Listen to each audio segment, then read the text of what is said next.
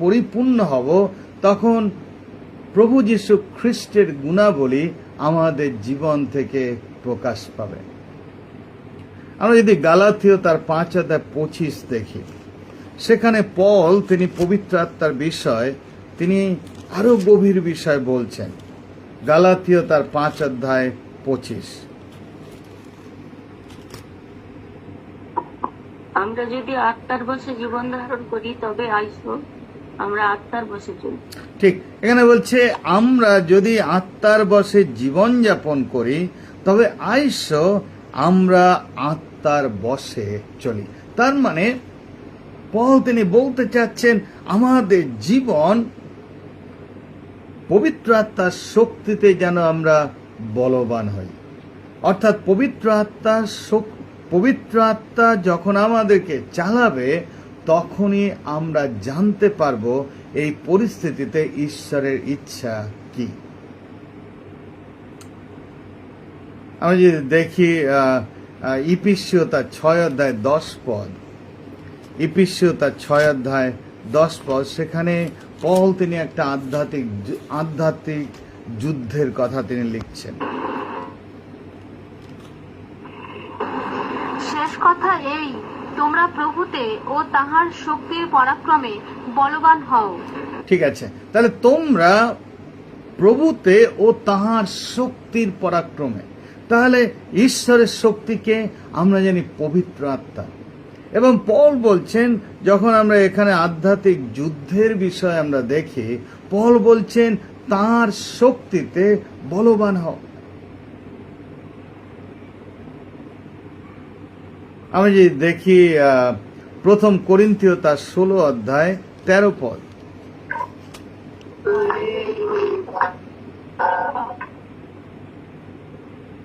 1 করিন্থীয় তার 16:13,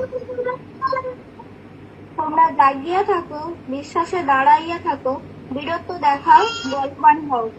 ঠিক, তোমরা কি করো? জাগিয়া থাকো, বিশ্বাসে দাঁড়াইয়া থাকো, বীরত্ব দেখাও ও বলবান হও। তাহলে আমরা দেখি ঈশ্বর তিনি চান যেন আমরা তাঁর শক্তিতে আমরা বলবান হই। কেন? কারণ আমরা দুর্বল। আমাদের নিজেদের আমরা যতই বাইবেল কলেজে ট্রেনিং নিই না কেন, আমাদের যত ডিগ্রি থাকুক না কেন, আমাদের যতই জ্ঞান থাকুক না কেন, আমাদের যত অর্থ থাকুক না কেন, আমাদের যত লোক থাকুক না কেন, কিন্তু যতক্ষণ পর্যন্ত ঈশ্বরের সেই শক্তি অর্থাৎ পবিত্র আত্মা যা ঈশ্বর তিনি আমাদেরকে দিয়েছেন, আমরা সেই পবিত্র আত্মায় বলবান না হব, ততদিন পর্যন্ত হয়তো হতে পারে আমরা দুর্বল। আর সেই জন্য যখন আমি এই বিষয় আপনাদের কাছে তুলে ধরছি, খুবই গুরুত্বপূর্ণ বিষয়। কারণ পল তিনি বলছেন তোমরা পবিত্র আত্মাকে নির্বাহন করিও না, নিভিয়ে রেখো না। পবিত্র আত্মাকে কাজ করতে দাও তোমাদের জীবনে, পবিত্র আত্মাকে তোমাদের জীবনকে পরিচালিত করতে দাও, পবিত্র আত্মাকে তোমার জীবনে আরো বলবান হতে দাও। কেন? কারণ আমরা এমন একটা কাজে আছি, এই কাজ হচ্ছে আমাদের শক্তিতে অসম্ভব। আমরা হয়তো অনেক কিছু করতে পারি, আমরা তো গান করতে পারি, বাইবেল পড়তে পারি, প্রচার করতে পারি, অনেক কিছু আমরা করতে পারি, কিন্তু যদি ঈশ্বরের শক্তিতে অর্থাৎ পবিত্র আত্মার শক্তিতে আমরা না করি, আমরা যাই কিছু করি না কেন, আমরা দুর্বল এবং দুর্বল গাথক। আর সেই জন্য আমরা আগামী কয়েক সপ্তাহ আমরা স্টাডি করব যে পবিত্র আত্মার শক্তিতে বলবান হও। কেন? কারণ পবিত্র আত্মা আমাদেরকে পরিচালিত করে কিভাবে আমরা আমাদের প্রভুতে জীবন যাপন করব। পবিত্র আত্মা আমাদেরকে সাহায্য করে যে কিভাবে আমরা প্রভুতে প্রতিদিন বৃদ্ধি পাব। পবিত্র আত্মা আমাদেরকে সাহায্য করেন যে আমরা যেন ঈশ্বরের ইচ্ছা কি আমাদের প্রতিদিন জীবনে আমরা জানতে পারি।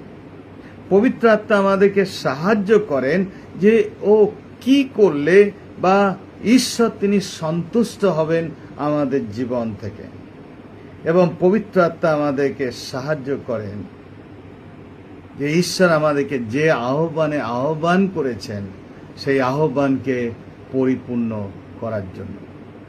সুতরাং আমরা দেখি যে আমরা যতই বুদ্ধিমান হই, আমরা যতই এডুকেটেড থাকি না কেন, আমি আপনাদেরকে বলতে চাই ঈশ্বরে কাজ করার জন্য আমাদের শিক্ষা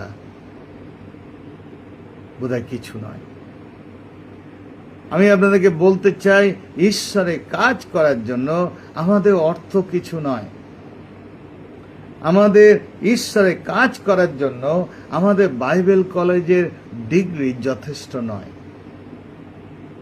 ঈশ্বরের কাজ আমরা তখনই পরাক্রমের সাথে করতে পারব যখন তার সেই পবিত্র আত্মার শক্তিতে আমরা বলবান হব।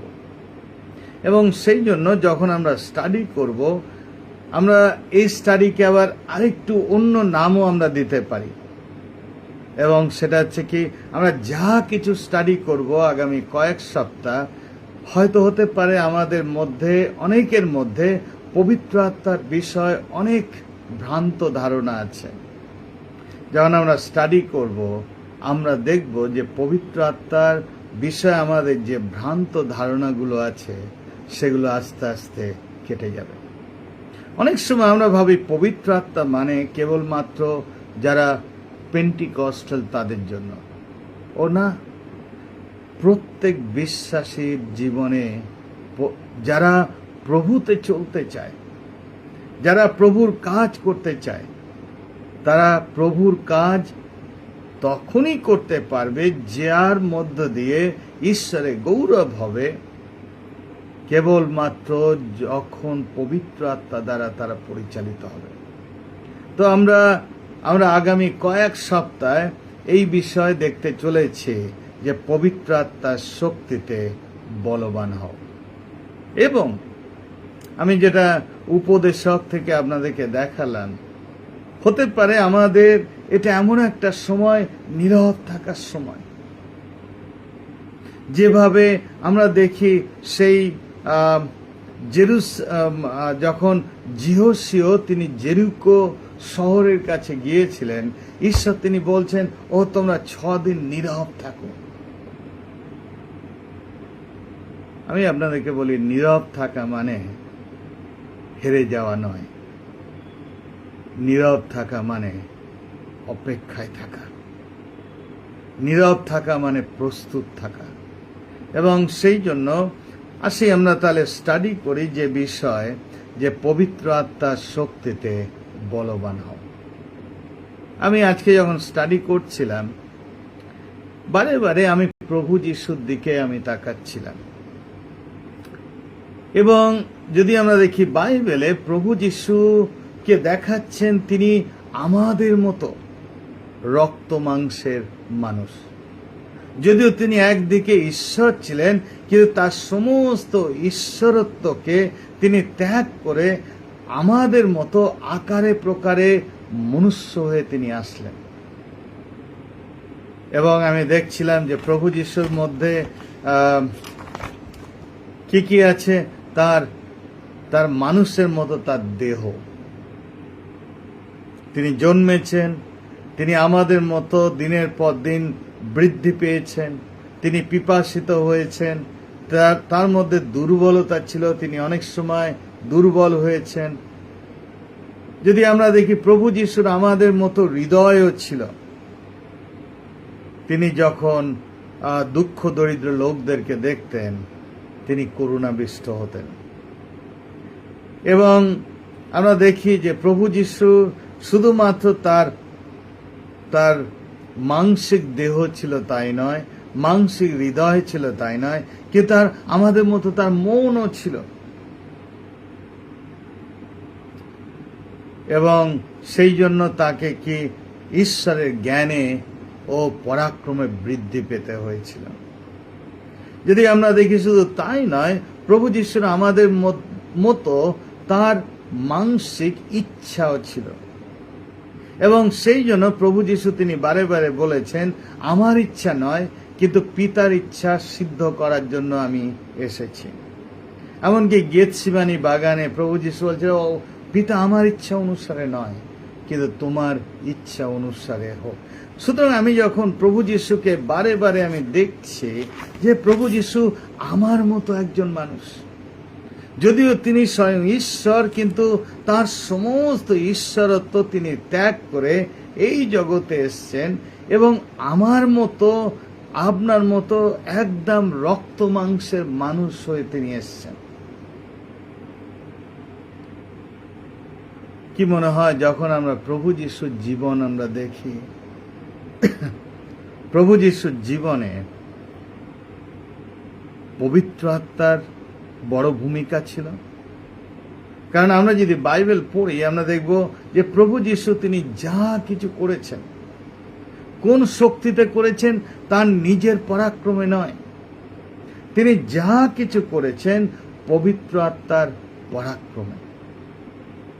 তো আসি আমরা প্রথম বিষয় যেটা দেখতে চলেছি, আমি আপনাদেরকে প্রভু যিশুকে দেখাতে চাই যে আমরা যে পরিস্থিতির মধ্য দিয়ে যাচ্ছি প্রতি মুহূর্তে, প্রভু যিশু তিনি এমনি পরিস্থিতির মধ্য দিয়ে গিয়েছিলেন। কিন্তু আমাদের এবং প্রভু যিশুর মধ্যে আমরা একই।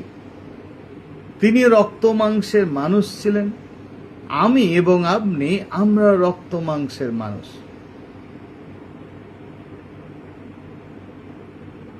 যেভাবে প্রভু যিশুরও পবিত্র আত্মার শক্তিতে বলবান হওয়া প্রয়োজন ছিল ঈশ্বরের ইচ্ছাকে পরিপূর্ণ করার জন্য, ঠিক একইভাবে আপনার এবং আমারও প্রয়োজন আছে পবিত্র আত্মার শক্তিতে বলবান হওয়া। তো আসি, যখন প্রভু যিশু তিনি প্রচার করতেন আমরা দেখি লোকেরা তারা কি বলতো। মথি তার 7 অধ্যায় 28-29, মথি তার 7 অধ্যায় 28 এবং 29। যিশু যখন এই সকল বাক্য শেষ করছিলেন, তাহার উপদেশে চমৎকার জ্ঞান করিল, কারণ তিনি ক্ষমতা ব্যক্তির ন্যায় তাহাদিগকে উপদেশ দিতেন, তাহাদের অধ্যাপকদের ন্যায় নয়। ঠিক, তাহলে প্রভু যিশু যখন তিনি শিক্ষা দিতেন কেমন লোকেরা চমৎকৃত হয়ে উঠত। কেন? কারণ তাদের যে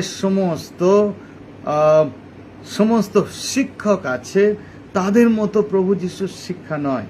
যদি আমরা দেখি বাইবেলে বহু জায়গায় আমরা এই প্রশ্ন দেখতে পাবো, যেখানে লোকেরা প্রশ্ন করছে যে ইনি এই শিক্ষা কোথা থেকে পেলেন। আমি আরো কয়েকটা পদ আপনাদেরকে দেখাতে চাই। মথি তার 22 অধ্যায় তার 33 পদ।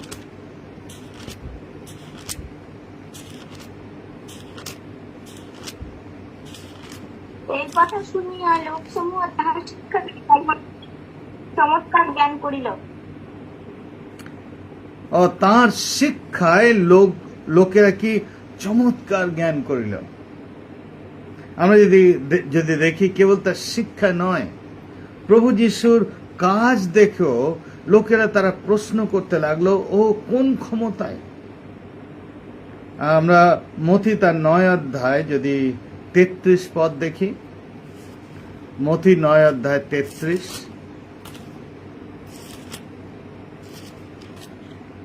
গোল ছাড়ানো হইলে সেই বোকা কথা কহিতে লাগিল।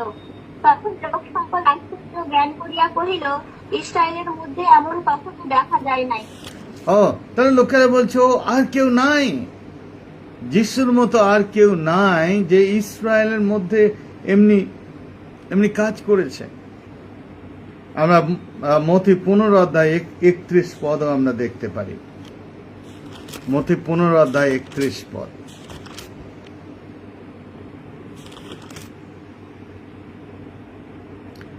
এখানে লেখা আছে, এই রূপে বোবারা কথা কহিতেছে, নুলারা সুস্থ হইতেছে, খঞ্জেরা চলিতেছে এবং অন্ধেরা দেখিতেছে, ইহা দেখিয়া লোকেরা আশ্চর্য জ্ঞান করিল এবং ইসরায়েলের ঈশ্বরের গৌরব করিল। তাহলে প্রভু যিশুর যে কাজ, আশ্চর্য কাজ, এবং লোকেরা তারা অবাক হলো। এখন দেখি তারা যখন অবাক হলো তখন তারা প্রশ্ন করতে লাগলো। এবং প্রশ্নটা কি? আমরা লুক তার 20 অধ্যায় 2 পদ দেখি, বা মথি যেহেতু খুলে রেখেছি, মথি তার 21 অধ্যায়, মথি 21 অধ্যায় আমরা 23 পদ থেকে দেখি। পরে তিনি ধর্মধামে আসিলে পর তাহার উপদেশ দিবার সময়ে প্রধান যাজকেরা ও লোকের প্রধান প্রাচীন বর্গ নিকটে আসিয়া বলিল, তুমি কি ক্ষমতায় এই সকল করিতেছ, আর কেই বা তোমাকে এই ক্ষমতা দিয়াছে? হ্যাঁ, ঠিক আছে, ঠিক আছে, ঠিক আছে। তাহলে কি প্রশ্ন? ও কোন ক্ষমতায়, কোন ক্ষমতায় তুমি এই সমস্ত কিছু করছো, এবং কে বা তোমাকে এই ক্ষমতা দিয়েছে? আমরা যদি লুক তার 20 অধ্যায় 2 পদ দেখি, লুক তার 20 অধ্যায় 2 পদ। এবং তাহাকে কহিল, আমাদিগকে বলো, তুমি কি ক্ষমতা এই সকল করিতেছ? তোমাকে যে এই ক্ষমতা দিয়াছে সেই বা কে? ঠিক। তাহলে প্রভু যিশুর তার শিক্ষা, তার কার্য, তার প্রচার, সমস্ত কিছু শুনে লোকেরা প্রশ্ন করছে, ও এনার শিক্ষা সম্পূর্ণ আলাদা, এবং প্রশ্ন করছে কোন ক্ষমতায়, বাই হুইচ পাওয়ার।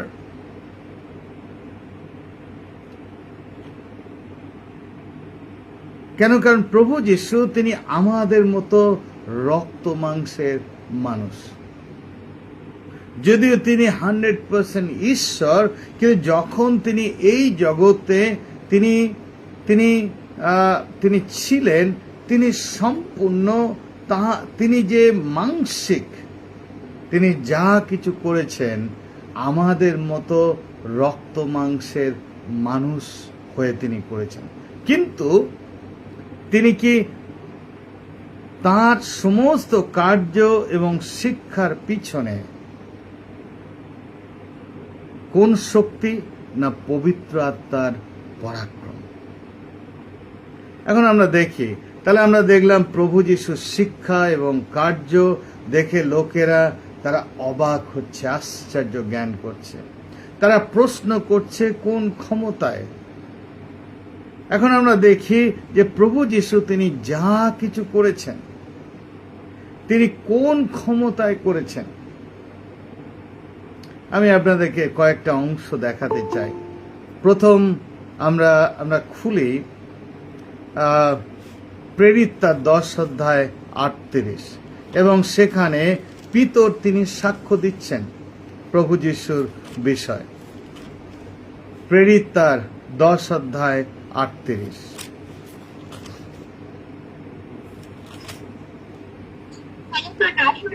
যিশু কথা কিরূপে ঈশ্বর তাহাকে পবিত্র আত্মাতে ও পরাক্রমে অভিষেক করিয়াছিলেন, তিনি কৃতকার্য করিয়া বেড়াইতেন এবং দিয়াবল পীড়িত সকল লোককে তুচ্ছ করিতেন, কারণ ঈশ্বর তাহার সহবর্তী ছিলেন। ঠিক। তাহলে এখানে কি বলছে? 38 পদে পিতর তিনি বলছেন, ফলত নাসরতীয় যিশুর কথা কিরূপে ঈশ্বর তাহাকে পবিত্র আত্মাতে ও পরাক্রমে অভিষেক করিয়াছিলেন।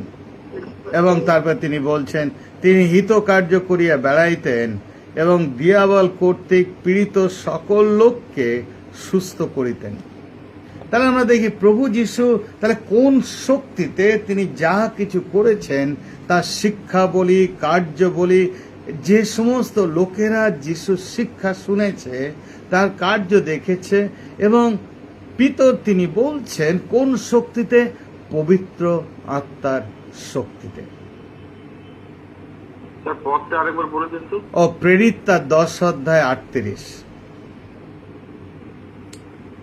আমরা যে দেখি, এখন আমি আপনাদেরকে দেখাতে চাই যে প্রভু যীশু খ্রিস্টের যে জীবন এবং তার কার্য। আমরা দেখব যে প্রতিটা ক্ষেত্রে প্রভু যীশু তিনি পবিত্র আত্মা দ্বারা পরিচালিত, অর্থাৎ তিনি যে পবিত্র আত্মায় পরিপূর্ণ বা বলবান সেটা আমরা দেখতে পাই প্রতিটা মুহূর্তে, তার শিক্ষার মধ্য দিয়ে, তার কার্যের মধ্য দিয়ে। যদিও তিনি আমাদের মতো রক্ত মাংসের মানুষ ছিলেন, কিন্তু তার পরাক্রম ছিল কি? পবিত্র আত্মা।